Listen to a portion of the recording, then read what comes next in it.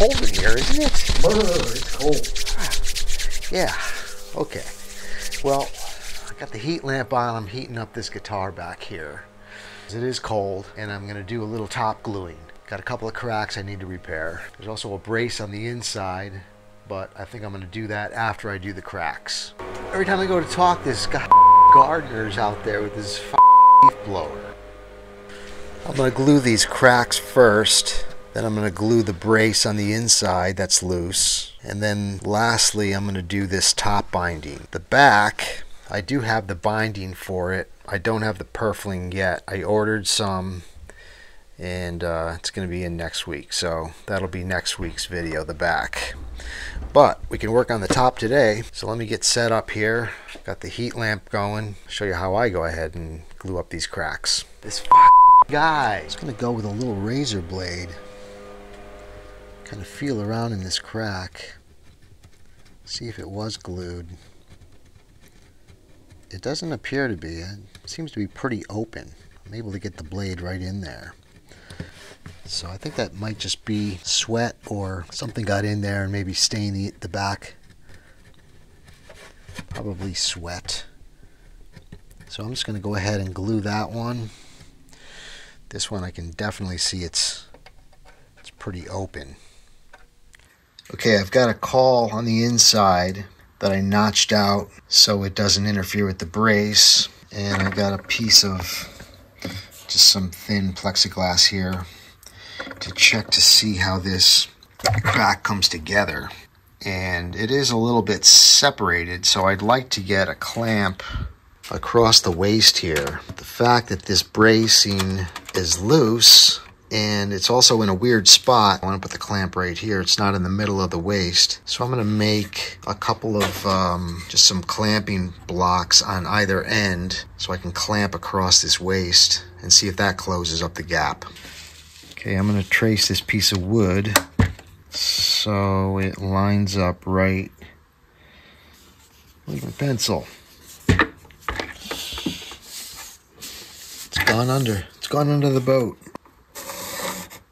So that's going to be the clamp, the caul, if you will. I'm going to cut this out. And then on the other side, okay, I'm going to trace this side, keeping this, getting rid of this. So this is going to be the bass, and then this is going to be the treble. So let me cut this out on the bandsaw, and that's going to be my two clamping cauls.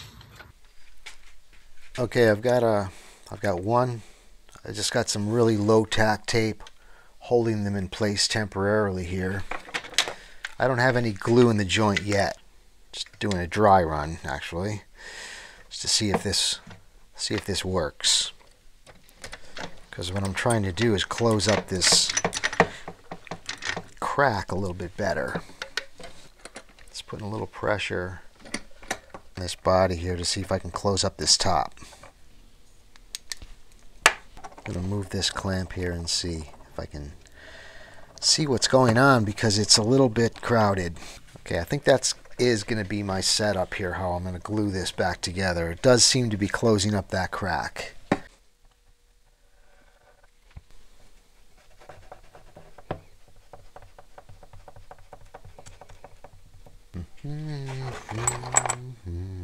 Where did my little suction cups go?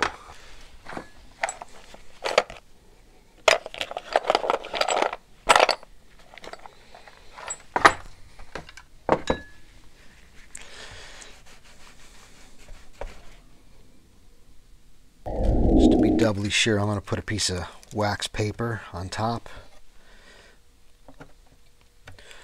just to be on the safe side. And I've got this caul that goes on the inside lined with some packing tape.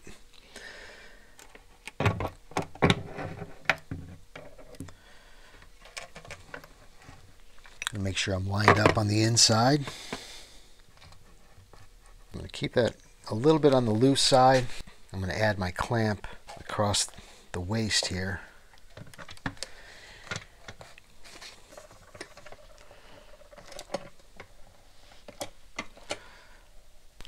to help hold this brace in place, I'm going to put another one right here. It seems to want to slide on me. This will kind of help lock it in place. Now I can tighten down on this clamp. That should suck it down nice and flat. That all looks good on the inside. I'm going to go ahead and let this dry for a few hours and come back and take this off. I'll bring you back when this is all dry. Okay, here it is the next day. I'm going to remove these clamps, see how it looks. I did line these with some cork, by the way, so it didn't put any marks on the side of the guitar. And this is super low tack tape.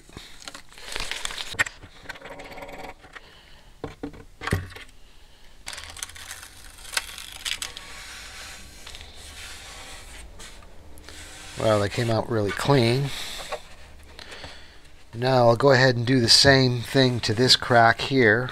This one's not going to be quite as elaborate. Just going to put a clamp on that. Put some glue in there, get a clamp on that.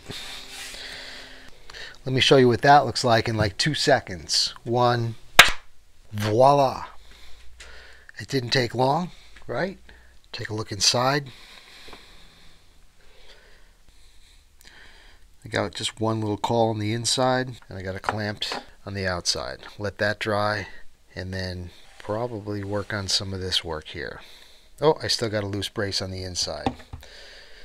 Let's see if I can get to that right now while this is setting up. Here I'm just getting a blade just to clean out any residue, or so I can prepare this for gluing. Now I'm just going to take some fish glue on the end of this blade.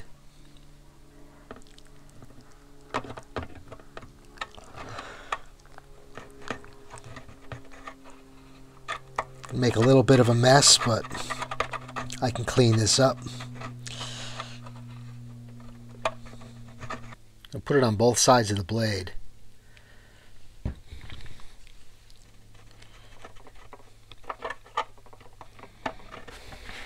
I'm going to wipe up any glue residue I have inside there. Now I've got this caul that I made to go over the brace, and it's covered with packing tape, so that won't stick to the glue as well. That's going to go right in there.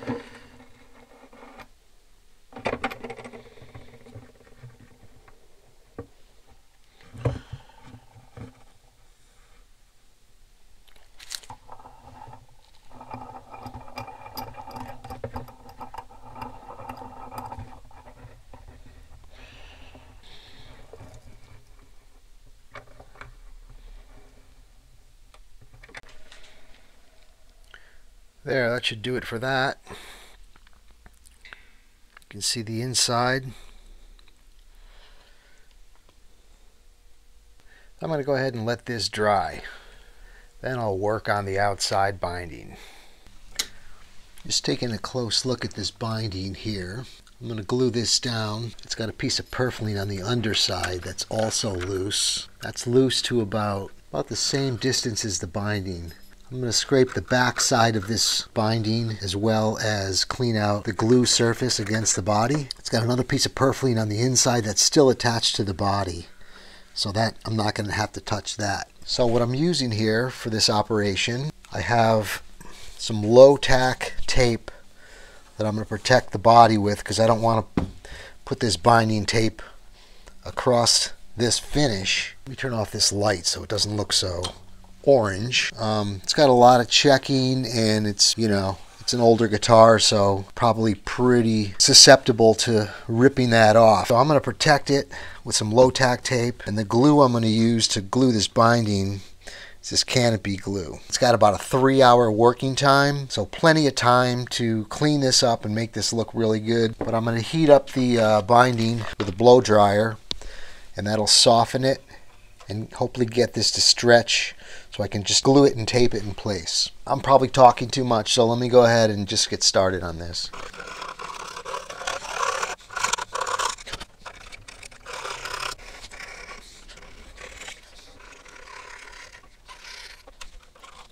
Here I'm just going to apply some low tack tape. I'm going to pre-cut myself some pieces.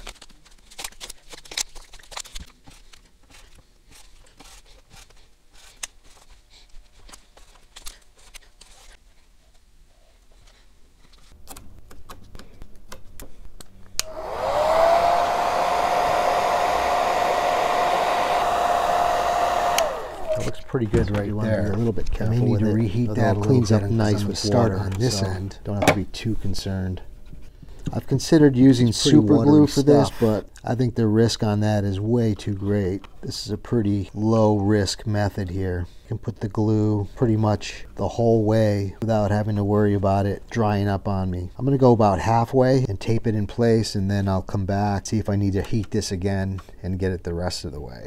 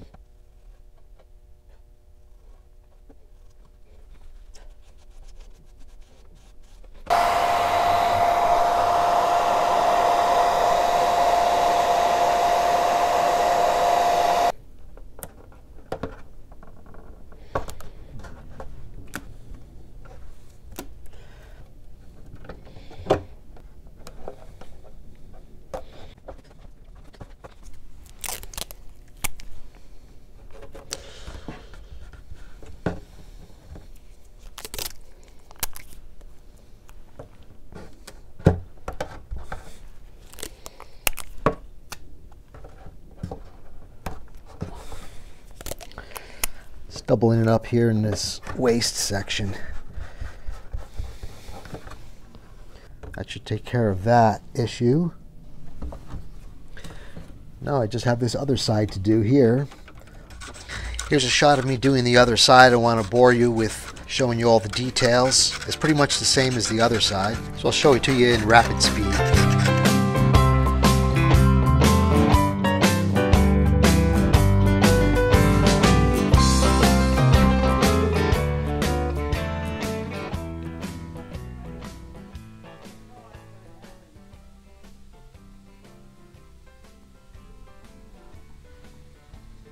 I don't know what's up with that guy. Okay, so here's the completed binding repair. Both sides completed. Didn't want to bore you too much with the second half. It was a little bit more difficult. I had to do a little bit more stretching on this one, but I think it's pretty flush and even all the way around. So join me in part 3 in this Martin D35 restoration.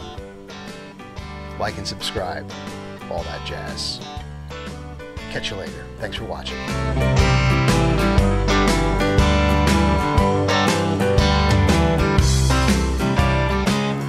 This fucking guy.